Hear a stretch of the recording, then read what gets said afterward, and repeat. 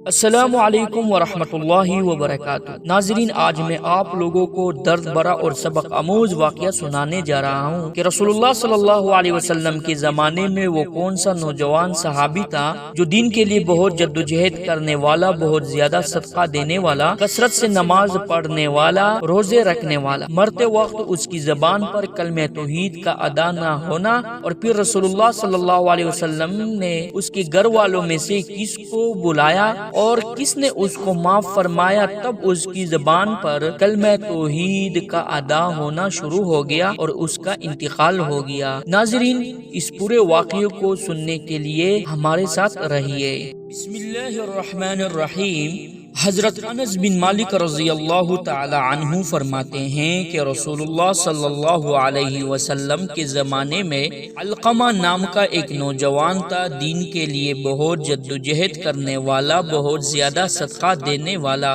اچانک وہ سخت بیمار ہو گیا۔ اس کی بیوی نے ایک عورت کے ذریعے رسول اللہ صلی اللہ علیہ وسلم تک اطلاع پہنچائی۔ آپ نے حضرت علی رضی اللہ تعالی عنہ اور حضرت بلال رضی اللہ تعالی عنہ اور حضرت سلمان فارسی رضی اللہ تعالی عنہ اور حضرت عمار رضی اللہ تعالی عنہ کو تفتیش حال کے لیے بھیجا۔ یہ حضرات پہنچے تو ان کی نزع کی کیفیت تھی۔ ان حضرات نے کلمہ توحید کی تلقین فرمائی، باوجود کوشش کے حضرت علقمہ رضی اللہ تعالی عنہ کی زبان سے کلمہ ادا نہ ہوا۔ تشویشناک حالات کی اطلاع دینے کے لیے حضرت بلال رضی اللہ تعالی عنہ کو رسول اللہ صلی اللہ علیہ وسلم کی خدمت میں بھیجا۔ آپ نے فرمایا، کیا اس کے والدین زندہ ہیں؟ عرض کیا، صرف والدہ زندہ ہیں جو بہت بوڑھی ہیں۔ آپ صلی اللہ علیہ وسلم نے حضرت بلال رضی اللہ تعالی عنہ کو ان کے پاس بھیجا کہ ان سے کہو اگر وہ میرے پاس آ سکے تو آ جائے، ورنہ میں خود آتا ہوں۔ حضرت بلال رضی اللہ تعالی عنہ نے جا کر یہی کہا، کہنے لگی، میری جان آپ پر قربان، میں خود ہی خدمت اقدس میں حاضر ہوں گی۔ چنانچہ لاٹھی کے سہارے خدمت اقدس میں پہنچی اور سلام کر کے بیٹھ گئی۔ آپ نے سلام کا جواب دے کر فرمایا، جو کچھ میں معلوم کروں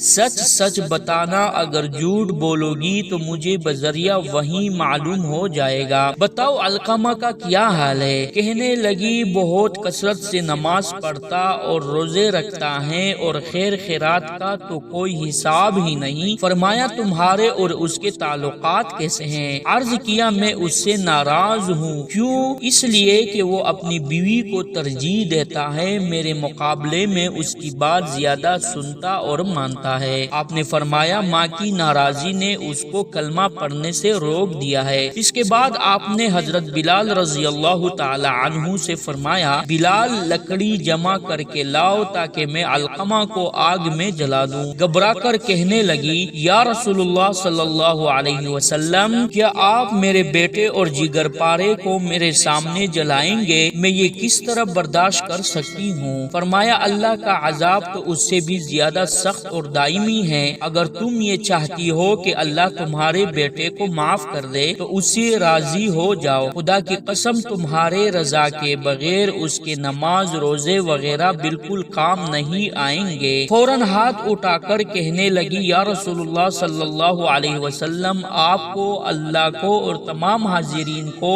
گواہ بنا کر کہتی ہوں کہ میں علقمہ سے راضی ہوں۔ فرمایا، بلال، جا کر دیکھو علقمہ رضی اللہ تعالی عنہ کی زبان پر کلمہ جاری ہوا یا نہیں۔ ہو سکتا ہے یہ میرے سامنے میرے لحاظ میں رضامندی کا اظہار کر رہی ہو اور دل سے راضی نہ ہو۔ حضرت بلال رضی اللہ تعالی عنہ جیسے ہی دروازے پر پہنچے، علقمہ کی آواز آئی۔ وہ زور زور سے پڑھ رہے تھے، لا الہ الا اللہ، لا الہ الا اللہ۔ اندر داخل ہو کر لوگوں سے کہا، ان کی ماں کی ناراضی نے زبان بند کر دی تھی۔ اسی روز حضرت علقمہ رضی اللہ تعالی عنہ کا انتقال ہو گیا۔